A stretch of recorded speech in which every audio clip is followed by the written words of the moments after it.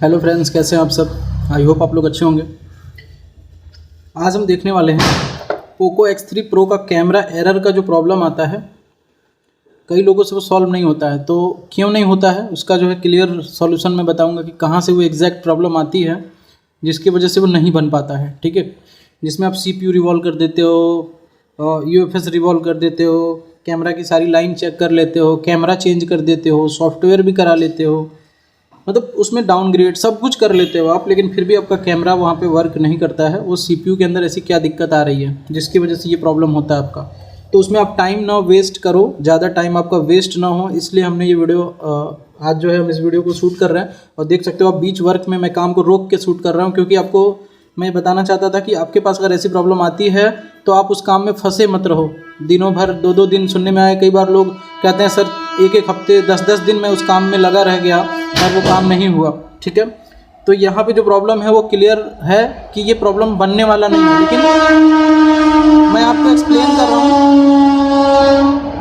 क्यों नहीं बनने वाला है, आखिर में इसके अंदर ऐसी क्या प्रॉब्लम आई हुई है। ठीक है, तो देखिए CPU हमने इसका उठा रखा है ऑलरेडी, और इसके अंदर CPU लगभग जिसने भी इससे पहले इसको टच किया, SMB IC, charging IC, CPU, बस UFS छोड़ के USB IC सब कुछ इसमें रिवॉल्व कर दिया है।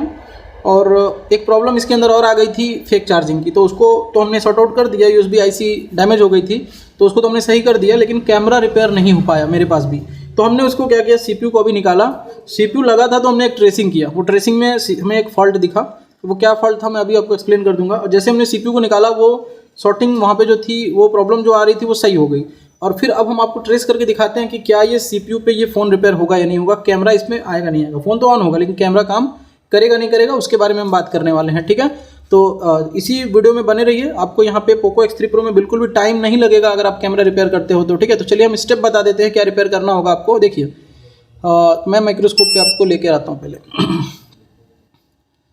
तो यहाँ से देखिए माइक्रोस्कोप कनेक्ट कर लिया है।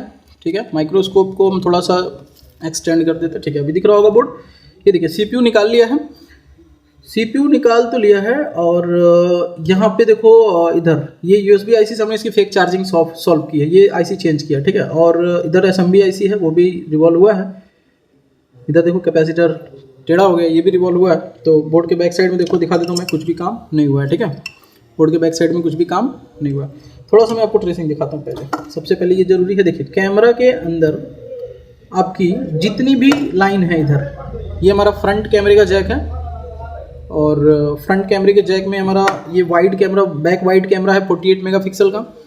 और उसके बाद आपका जो है बैक कैमरे में ही यहाँ पे 3 कैमरा एक्स्ट्रा और होता है। ठीक है, तो ये जो 3 कैमरा है पीछे, उसमें 2 कैमरा जो होगा आपस में एक M क्लॉक लाइन से कनेक्टेड होता है। ये 2 कैमरा ही केवल आपस में M क्लॉक लाइन से कनेक्टेड होता है। मैं आपको दिखाता हूँ, हार्डवेयर सोल्यूशन हमने ऑलरेडी खोल रखा है M क्लॉक लाइन से।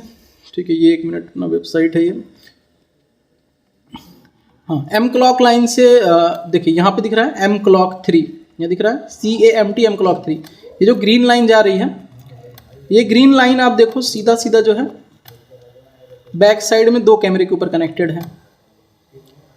एक यहाँ से होता हुआ यहाँ पे कनेक्टेड है, और M क्लॉक इस जैक के बारे में एक्सप्लेनेशन नहीं है कुछ। ठीक है, ये यहाँ पे कनेक्टेड है इस वाले पिन के ऊपर। ठीक है, M क्लॉक। अगर हम डायोड वैल्यू वाले पोर्शन में आ जाते हैं, और अगर हम इसका डायोड वैल्यू देख लेते हैं, या फिर पोको X3 का, ये हमने ये वाले कैमरे का केवल ओपन किया है, इसलिए यहाँ पे ये दे रहा है, क्योंकि ये हमने यहाँ पे ओपन किया 8 मेगापिक्सल का। तो 8 मेगापिक्सल में M क्लॉक बता रहा है, लेकिन हम अगर डायोड वैल्यू ओपन कर देंगे ना, तो हमें यहाँ पे देखो दिखेगा। देखो ये वाली जो कैमरा है 8 मेगापिक्सल, इसमें M क्लॉक वाली लाइन ये है। ठीक है, M क्लॉक वाली लाइन ये है, यहाँ पे ये लाइन। ठीक है, दूसरी चीज़ यहाँ पे भी वो M क्लॉक लाइन होगी। यहाँ पे देखिए M क्लॉक 3 दिख रहा है, ये वाली 1 2 3 4, और इधर से 1। तो देखिए दोनों M क्लॉक लाइन को हम चेक करते हैं। एक्चुअल में हमने किया क्या है कि इसमें से जितने भी डायोड वैल्यू मेंशन किए गए हैं, इन सभी डायोड वैल्यू को हमने सभी जैक के ऊपर चेक किया, तो हमें ये लाइन में प्रॉब्लम मिली। ठीक है, अब हमने यहाँ पे करना क्या है, देखिए सबसे पहले हमें तो ये क्लियर हो गया था कि किसी शॉप ने इसको रिवॉल्व किया CPU को, फ़ोन ऑन हुआ लेकिन कैमरा काम नहीं कर रहा है। तो हमें तो श्योर था कि देखिए CPU रिवॉल्व करेंगे, तो भी हमारा सेम कंडीशन हो जाएगा, क्योंकि जिसने भी ऑन किया था वो परफेक्ट तरीके से किया था, मतलब उनको रिवॉल्विंग आती थी, लेकिन शायद उनको ये क्लियर ना हो कि ट्रेसिंग में क्या है क्या नहीं है, तो उन्होंने मेरे पास ये फ़ोन को सेंड किया, ठीक है, तो चेक करने के लिए कि एक्चुअल में होगा नहीं होगा। तो देखिए यहाँ पे ये जो पिन है, यहाँ से पिन नंबर 8 मेगापिक्सल वाले पे और यहाँ पे 2 मेगापिक्सल के जो कैमरा है यहाँ पे बैक कैमरा, इनमें हमें दोनों में एम क्लॉक लाइन को चेक करना है। तो एम क्लॉक यहाँ ऊपर से 1 2 3 4 नंबर है, ठीक है, 1 मिनट, 4 नंबर में जस्ट नीचे यहाँ पे, यानी डाउन साइड से 1 2 3 4 नंबर चेक करना है, और ये फर्स्ट वाली। तो हम माइक्रोस्कोप पे देख लेते हैं हम। देखिए ये कैमरा एक मिनट, एक हमारा जो है ये कैमरा है यहाँ पे एक पिन पे, और इधर से 1 2 3 4 4 नंबर की पिन पे हमें चेक करना है। तो मल्टीमीटर सामने नज़र आ रहा होगा आपको, और देखिए यहाँ पे हम चेक करके दिखाते हैं आपको। बजर रेंज डाल लेते हैं, क्योंकि हमें यहाँ पे रीडिंग जो है सही मिलेगी। देखिए यहाँ पे रीडिंग कुछ भी नहीं आ रही है, ठीक है। अभी आप देख लेना यहाँ पे OL आ रहा है, और 1 2 3 4 यहाँ पर भी क्या आ रहा है, OL आ रहा है, ठीक है। और यही लाइन एम क्लॉक वाली लाइन जो है CPU के यहाँ से इस पोर्शन से होते हुए, इस पोर्शन से होते हुए यहाँ से पिन नंबर 10 पे, इधर से अगर देखा जाए तो 1 2 3 4 5 6 7 8 9 10 यहाँ पे कनेक्टेड है, ठीक है, इस वाले बॉल पे। और जब CPU लग रहा है इसके अंदर, जब ये CPU इसके अंदर लग रहा है, जब ये CPU को इसके अंदर लगाया गया था ऑलरेडी, तो इसके अंदर दोबारा से शॉर्टिंग आ जाएगी। क्यों आ जाएगी, देखिए हमने इसको उठाया CPU को, जब तो हमने CPU उठा के हम रिवॉल्व, देखिए CPU ऐसे लगेगा, हम रिवॉल्व कर लिए, बस रिवॉल्व करने के बाद हम चेकिंग कर रहे हैं। तो सबसे पहले इस CPU में हम कोई ग्राउंड पिन ढूंढ लेते हैं। तो यहाँ पे देखिए ये इधर के 3 पिन का कॉर्नर के 5 पिन कॉर्नर ग्राउंड है, तो नीचे वाले 3 पिन आप कॉर्नर की क्या है, ग्राउंड है। तो CPU को अगर ऐसे लगाया जाएगा तो इसका वो पोर्शन ऊपर आएगा यहाँ पे, तो इधर की 3 पिनें ग्राउंड हो जाती हैं, है 3 पिन। दूसरे लाइन में 10 नंबर की पिन, 1 2 3 4 5 6 7 8 9 10।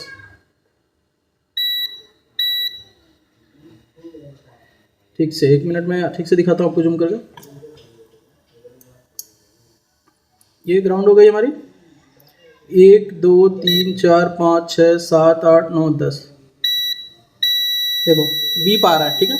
ग्राउंड के साथ वो शॉर्ट हो गई है लाइन, यानी कि जब हम CPU लगाएंगे ना, तो क्या होगा, जैसे ही हम CPU लगाएंगे ये क्लॉक लाइन में शॉर्टिंग आ जाएगी। देखो मैं दिखाता हूँ, हार्डवेयर सोल्यूशन में वो लाइन दिख रही है, एम क्लॉक की लाइन सबसे पहले ही हमने उसको दिखाया 8 मेगापिक्सल वाला। अगर मैं ओपन कर लूँ तो ये एम क्लॉक ग्रीन लाइन जो है ये यहाँ कनेक्टेड है, ये वाले कॉइल के ऊपर। तो यहाँ लाइन पे शॉर्टिंग आ जाएगी, क्योंकि ये 10 नंबर की पिन पे इस ग्राउंड के साथ बजर आ रहा है, जबकि रीडिंग आनी चाहिए 500 की रीडिंग आनी चाहिए उस पर, वो बीप हो गई। यानी श्योर है कि जैसे हम CPU लगाएंगे इस फ़ोन के अंदर शॉर्टिंग आ जाएगी एम क्लॉक लाइन पे, और हमारा CPU जो है ऑन तो हो जाएगा, फ़ोन ऑन तो हो जाएगा, लेकिन कैमरा ऑन नहीं होगा इसमें। तो उसके लिए हमें टाइम वेस्ट नहीं करना है। CPU ख़राब हो चुका है, या तो पेयर चेंज करिए, या तो CPU चेंज प्रोसेस इसका अगर है ब्लैंक CPU से तो वो हो सकता है, ठीक है। तो यहाँ पे CPU डैमेज कहा जाएगा। इसमें आपको बिल्कुल भी टाइम बर्बाद नहीं करना है, ठीक है, बिल्कुल भी इसमें आपको टाइम बर्बाद नहीं करना है। चलिए हम लगा के दिखाते हैं आपको, क्योंकि इस तरह के फ़ोन में कई बार क्या होता है, लोग कन्फ्यूज हो जाते हैं और परेशान रहते हैं कि हमसे क्यों नहीं हो रहा है। अदर फ़ोन में 3 फ़ोन था मेरे पास, 2 में हो गया, 1 में नहीं हुआ, ऐसा क्यों हो रहा है। दूसरे फ़ोन में तो हमने कर लिया था, ईजिली हो गया था, इसमें क्यों नहीं हो रहा है। तो वहाँ पे किसी न किसी से सपोर्ट के लिए परेशान रहते हैं, शायद कोई बता देता, हो जाता है ऐसा कुछ। देखिए अपने ऊपर भरोसा रखिए आप। जब आपको रिपेयरिंग आती है, आपने रिपेयरिंग अच्छे ढंग से सीखी है, तो आप अपने ऊपर भरोसा रखिए और ट्रेसिंग करिए सही ढंग से। जब आप ट्रेसिंग करोगे तो आपको प्रॉब्लम का सॉल्यूशन ज़रूर मिलेगा, लेकिन यही है कि आपको नॉलेज सही ढंग का होना चाहिए। अगर आपको क्लियर नॉलेज नहीं है हर एक सेक्शन का, तो आपको पहले कहीं अच्छे जगह पे आपको क्लियर उस सेक्शन का अच्छे से नॉलेज लेना है, या फिर किसी भी वीडियोस को देखना है, या फिर कुछ भी कहीं से भी किसी भी टीचर की मदद से आप उस सेक्शन को क्लियर ढंग से पहले पढ़ो। जब आप उस सेक्शन को क्लियर पढ़ लोगे, क्लियर आपको समझ में आ जाएगा कि उसमें ट्रेसिंग क्या क्या चीज़ों पे करनी है, किस पे क्या रीडिंग होनी चाहिए, तो फिर आपका काम हो जाएगा, ठीक। यानी कि आप परेशान नहीं रहोगे उस तरीके से कि क्या हो गया उसमें, मुझे नहीं पता कि क्या हुआ है, शायद कोई कंपोनेंट मिस है या फिर क्या हुआ है। श्योर आप चेक कर पाओगे कि प्रॉब्लम यही है जिसकी वजह से हमारा फ़ोन ऑन होने नहीं हो रहा है, या फिर जो भी प्रॉब्लम आ रही है। तो यहाँ पे एम क्लॉक की लाइन गई हुई है, CPU ही शॉर्ट हुई है, लेकिन CPU में एम क्लॉक लाइन जो है 24 मेगाहर्ट्ज़ की होती है, वो लाइन शॉर्ट हो गई है 24 मेगाहर्ट्ज़, जिसकी वजह से कैमरा एरर आ रहा है, कैमरा नॉट कनेक्टेड करके आ रहा है।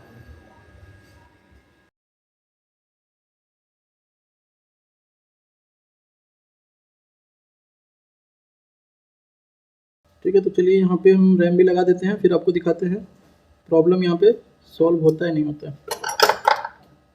वो लाइन पे सॉर्टिंग आ जाएगी, जिस पे ओएल आ रहा था वो लाइन पे सॉर्टिंग आ जाएगी।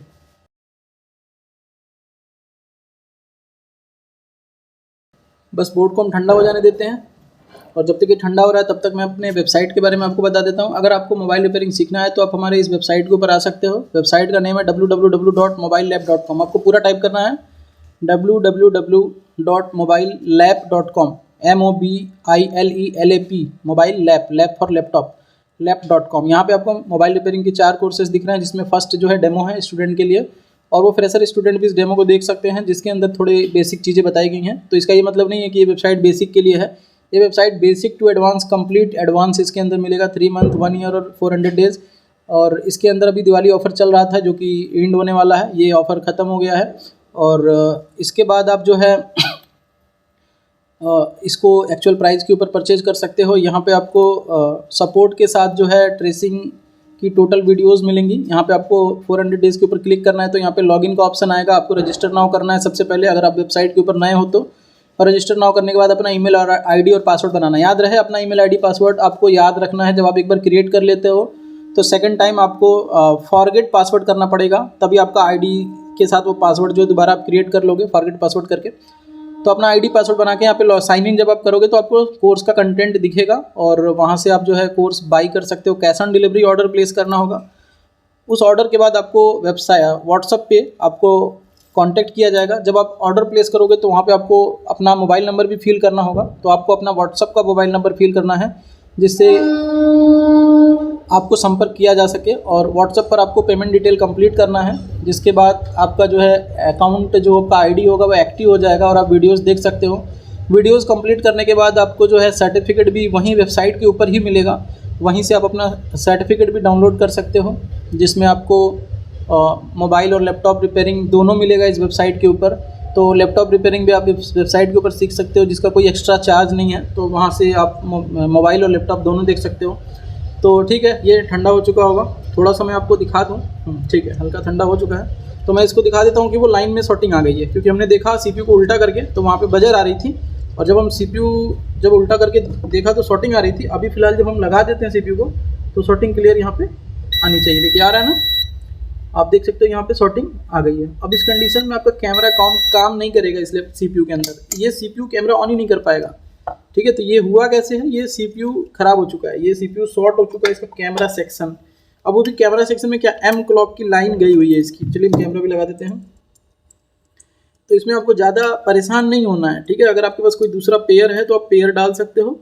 जैसे कि आपके पास अगर कोई दूसरा पेयर है जिसमें ऑलरेडी उसका बोर्ड डैमेज है तो आप उसमें पेयर डाल सकते हो, या फिर अगर आप उसका सीपीयू चेंज कर सकते हो तो सीपीयू भी आप उसका चेंज कर सकते हो। ठीक है, तो इस तरह से सीपीयू ख़राब हो चुका है, तो उस पर आपको ज़्यादा टाइम वेस्ट नहीं करना।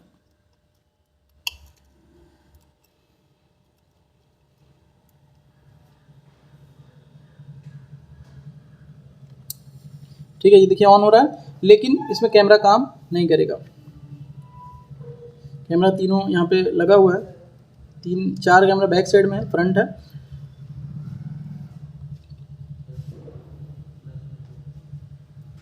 ठीक है, तो ये देखिए ऑन हो रहा है।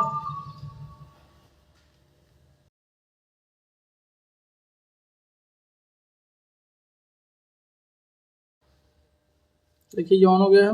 इसका पासवर्ड हम यहाँ पे टाइप कर देते हैं,